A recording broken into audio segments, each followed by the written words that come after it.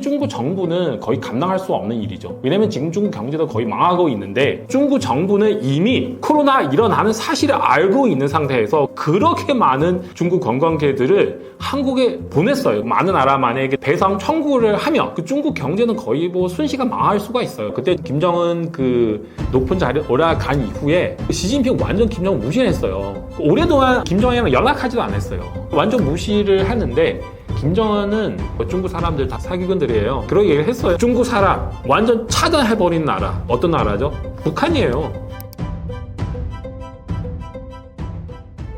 안녕하세요. 박수하이라고 하는데요. 제가 한국에 온 지 거의 20년 가까이 됐는데요. 지금 귀화한 지도 10년 넘었습니다. 지금 열심히 그 유튜브 활동하고 있고요. 잘 부탁드립니다. 코로나19와 관련된 음모론들이 최근 사실로 밝혀졌다는데 어떤 내용인가요?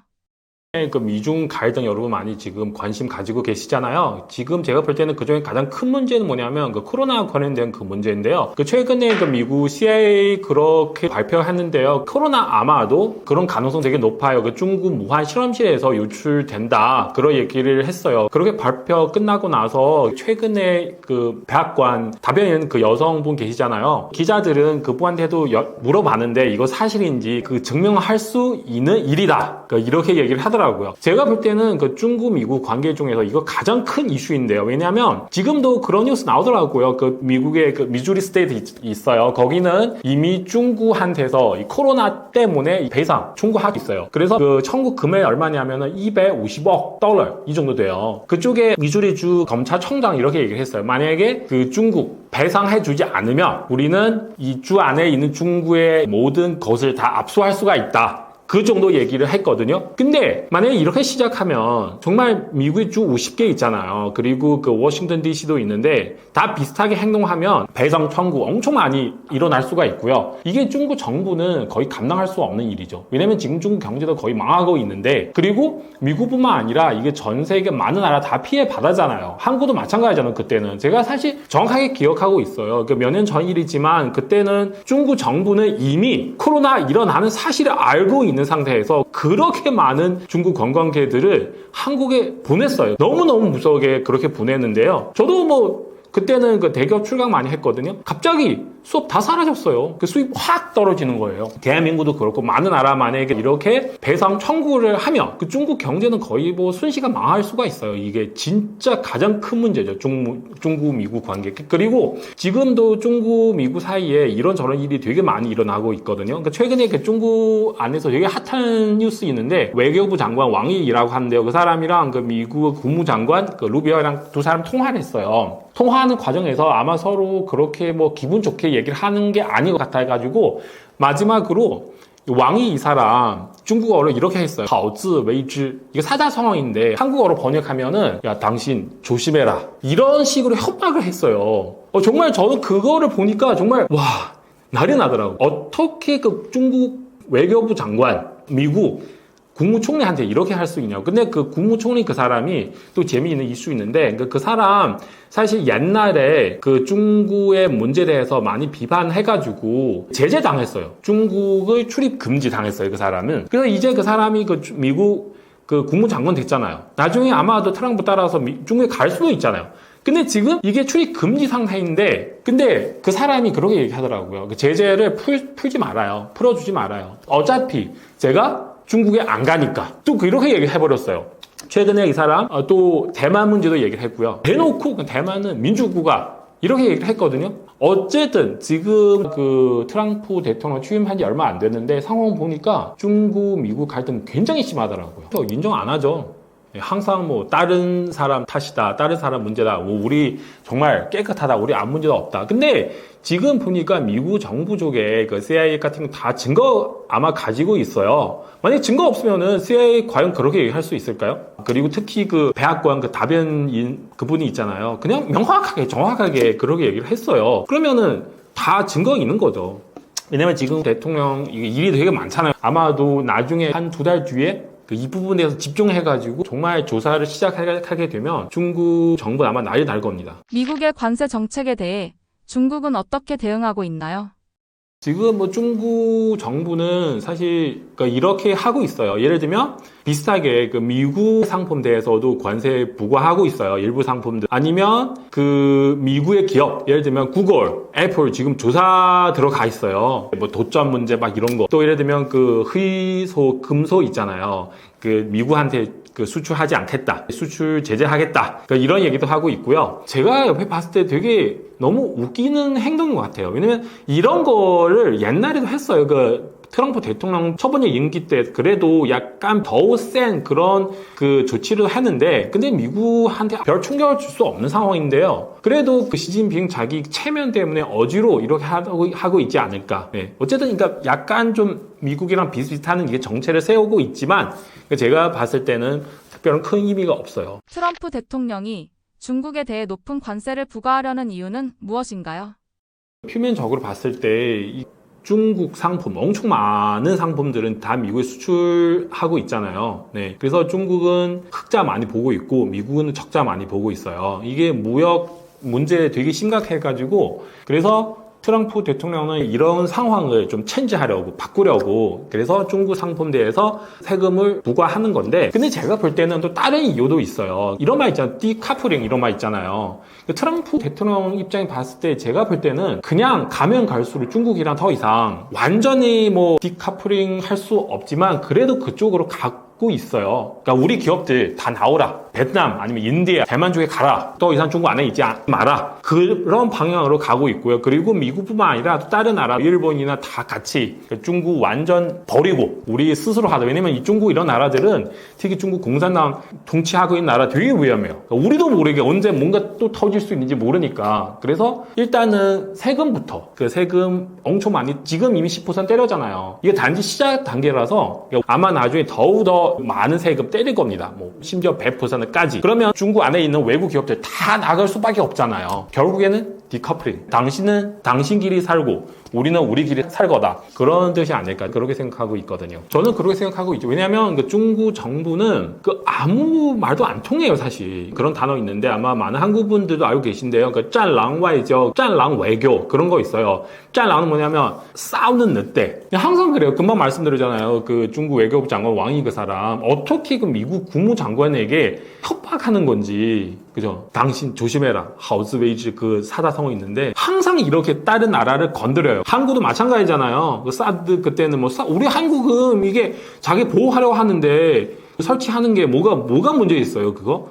과연 그거도 용납할 수 없게 한국한테 막 이래라 저래라. 오히려 중국도 이게 중국 동북 쪽에도 비슷하게 사드 비슷한 그런 장치 같은 거 다 설치했어요. 스스로는 다 할 수 있고 다른 나라 사람들은 다 못하게 하니까. 그래서 시진핑 그 사람 성격 자체가 그래요. 그냥 가면 갈수록 더 이상 말 통하지도 않고 그래서 차라리 그냥 디커플링 하는 게 더 나지 않을까. 다들 그렇게 생각하고 있거든요. 앞으로 중국의 외교 정책에는 어떤 변화가 있을까요? 중국은 제가 볼 때는 특별한 방법이 없죠. 금방 말씀드린 것처럼 트럼프 대통령 첫 번째 임기 때 그때는 사용하는 방법 다 이미 사용했고요. 모든 방법을 다 사용했어요. 사실 그때는 그 중국 경제는 어느 정도 괜찮는데 그때는 중국은 어느 정도 힘이 있어요. 근데 지금 몇 년 정도 지나와가지고 중국 경제도 거의 다 망하고 있고 그 시진핑 그 사람도 건강 상태도 그래요. 지금 중국 안에서 그 모순 되게 많아요. 일반 서민들도 힘들고 그리고 중국 공산당 내부 정치 갈등도 되게 심해요. 군대 문제도 여기저기 되게 많거든요. 그래서 시진핑 힘이 옛날처럼 그렇게 많지가 않아요. 그렇게 강하지가 않고요. 근데 반대로 트럼프 쪽에 여러분 다 보시잖아요. 트럼프 오히려 미국 정부 그 파워 엄청 세요. 그러면은 시진핑 나중에 방법 없어요. 그냥 미국이랑 다시 우리 좀 옛날에 그 중국 덩사평 시대 그런 정치 있잖아요. 타오광양회. 타오광양회는 뭐냐면 그 조용히 우리 좋게 지냅시다. 근데 지금 시진핑 성격 자체는 그런 사람 아니에요. 시진핑 항상 그렇게 생각하고 있어요. 나는 황제다. 모든 사람 다 내 말 들어야 된다. 네, 그렇게 생각하고 있어요. 그러면은 나중에 예를 들면 트럼프는 또 세금 때렸어요. 20%, 30%까지. 그럼 시진핑 가만히 있을 수가 없어요. 분명히 또 다른 방법 통해서 그 미중 갈등 더 심하게 만들 수밖에 없는 거죠. 그래서 지금 트럼프는 이미 일어났어요. 그러면 사실 전 세계 봤을 때 중국이랑 사이 좋게 지내는 나라 거의 없어요. 많은 나라 사람들은 기업들 정부들, 중국 공산당 때문에 엄청나게 너무 힘들고 있어요. 근데 옛날 같은 경우는 사람들은 힘들어도 항상 정부의 눈치를 봐야 되잖아요. 그렇게 강하지 않아가지고. 근데 지금 트럼프 막 일어났어요. 우리 같이 때리자 하면은 많은 나라 사람, 정부, 아니면 기업들 다 같이 일어날 수가 있어요. 마침 우리 동네에 어떤 깡패 있는데 그 깡패는 나쁜 일을 많이 했는데요. 근데 사람들은 감히 뭐가 얘기를 할 수 없는데 근데 갑자기 어떤 막 키 큰 놈이 나왔어요. 우리 그 사람 때리자 막 하면 다 같이 일어날 수가 있어요. 제가 그렇게 생각하고 있거든요. 네, 지금도 같이 따라서 하고 있어요. 예를 들면 캐나다도 그렇고 멕시코. 물론 캐나다랑 멕시코, 미국 서로 갈등도 있지만 그래도 미국 따라서 지금 같이 하고 있어요. 지금 말레이시아, 인도네시아, 베트남, 인디아 등등 많은 나라 다 믿고 따라서 어느 정도 중국에 제재하고 있어요. 특히 지금 중국은 그거는 진짜 심해요. 이게 그 이커머스 통해서 자기 나라 이게 싼 그 제품 전 세계에 뿌리고 있어요. 다른 나라의 기업들 다 망하게 만들고 있어요, 지금. 다른 나라 사람들 다 바보 아니잖아요. 지금 다 어느 정도 조치를 하고 있어요. 어쨌든 제가 볼 때는 나중에 그 중국 계속 이렇게 다른 나라를 건드리면 분명히 많은 나라 사람들은 그 트럼프 따라서 같이 중국 정부를 때릴 수 있지 않을까 그렇게 생각하고 있거든요. 그죠? 원래는 그래요. 사람이랑 정부랑 다 똑같아요. 그러니까 내가 스스로 하면은 겁이 나잖아요. 그래도 중국 땅이 그렇게 넓은데 돈도 많고 무기 다 있잖아요. 그 스스로 하면은 겁이 나죠. 근데 같이 하면 그래도 항상 그래요. 첫 번째 사람 나타나면은 분명히 두 번째, 세 번째 같이 막 해요. 막. 그리고 중국 쪽에도 지금 뭐 돈도 없고 사실 중국 친구 없어요. 예를 들면 북한, 뭐 러시아 그거 다 친구 아니에요. 다 돈 때문에 어느 정도 시진핑이랑 좀 연결하고 있지만 돈 없으면 다 나가요. 이런 사람들. 김정은도 시진핑 사이 엄청 안 좋아요, 서로. 제가 중국 정치를 꽤 오래동안 관찰을 해왔는데요. 그때 김정은 그 높은 자리에 올라간 이후에 시진핑 완전 김정은 무시했어요. 오랫동안 김정은이랑 연락하지도 않았어요. 당신 뭐 완전 무시를 했는데 그때는 그 미국 전 국무장관 그 펑페오 그런 사람인데 그 사람 평양 한번 갔는데 그 사람 나중에 그 얘기를 하는 거 따라서 그 김정은은 미국 전 국무장관 펑페오 앞에서 그냥 대놓고 얘기를 했어요. 중국 사람들 다 사기꾼들이에요. 막 그런 얘기를 했어요. 그리고 그거 혹시 기억하신지 이게 코로나 터졌잖아요. 2020년도에 코로나 터졌는데 그 당시에 중국 사람 완전 차단해버린 나라 어떤 나라죠? 북한이에요. 그때 막 한국 중국 관광객들 엄청 많이 들어오고 있는 상태에 북한은 이미 중국 관광객 다 차단해버렸어요. 그 뜻은 뭐냐면 시진핑 당신 얘기하는 거 나 안 믿어요. 어쨌든 우리 사이는 안 좋아요. 김정은도 러시아랑 숨 잡고 있잖아요. 그 러시아도 마찬가지예요. 그 푸틴 사람도 언제든 그 시진핑 배신할 수 있어요. 중국과 미국의 관계 변화가 한국에 미치는 영향은 무엇인가요? 영향 크죠. 이거 저도 많이 지금 걱정되어 있고요. 예를 들면 대한민국은 반도체 강국잖아요. 그러니까 우리는 뭐 예를 들면 AI 지금 시대에 왔잖아요. 우리 그 SK 하이닉스, 삼성 반도체 만들고 있는 HBM이 있잖아요. 이게 AI용 그 메모리를 그렇게 생각하고 계시면 되고요. 예를 들면 지금 중국이랑 미국 정말 갈등이 심해요. 트럼프 쪽에 미국 정부는 한국한테 HBM은 중국한테 수출하지 마라. 그러면은 한국 과연 어떻게 해야 될까요? 그러면 수출을 못하면 또 손해보는 거잖아요. 어쨌든 그러니까 이런 저런 영향 엄청 많이 받을 겁니다. 그래도 사실 제가 볼 때는 지금 한국은 지금 선택을 해야 돼요. 지금 한국뿐만 아니라 모든 나라 다 선택을 해야 돼요. 중국 편이냐 아니면 미국, 일본 이쪽 편이냐. 제가 당연히 뭐 대한민국은 완전히 미국 일본 편 됐으면 좋겠어요. 과연 옛날처럼 중국 시장 들어가서 돈도 벌고 그리고 미국한테서 보호도 받고 있고 과연 그렇게 유지할 수 있는지 제가 볼 때는 만약에 미중 갈등 엄청 심하게 되면 더 이상 그렇게 못해요. 오히려 계속 그렇게 하려면 양쪽에 다 환영받을 수도 없어요. 네. 그래서 제가 대한민국 국민으로서 정말로 우리는 지금 잘 선택해야 됩니다. 개인적으로는 그 미국 쪽, 일본 이쪽에 갔으면 좋겠어요. 2025년에 북한과 중국의 관계는 어떻게 전망하시나요?